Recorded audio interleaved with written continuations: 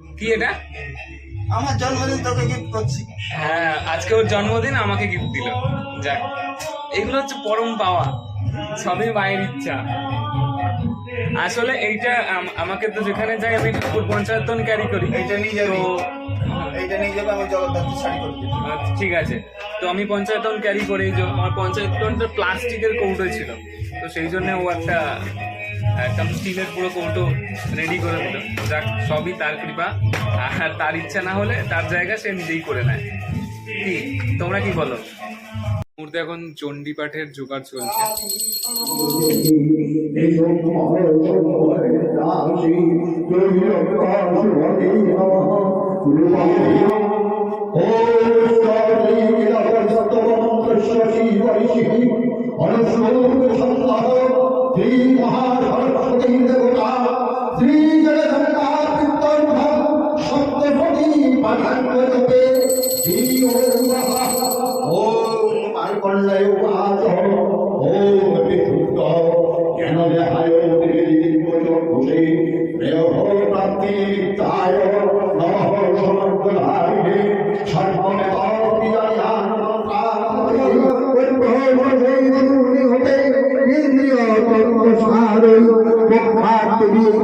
এবার আমরা এসেছি ভুবনদের কোল দেবতার মন্দিরে, অর্থাৎ এখানে কার্তিক মন্দির।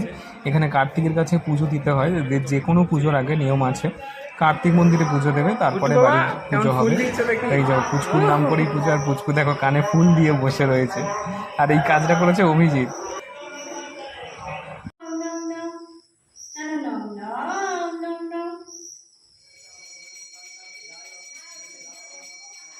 কয় বিশ্ববাসন দিয়েছি না, আমার জন্মদিন কিছু দিসনি।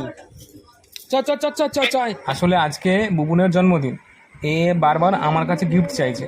আমি তখন বলছি, ভাই আমি তোর বাড়িতে এসেছি 1.5 বছর পর, এইটাই হচ্ছে সব থেকে বড় উপহার, এর থেকে বড় কিছু হবার নয়। কি তোমরা কি বলো?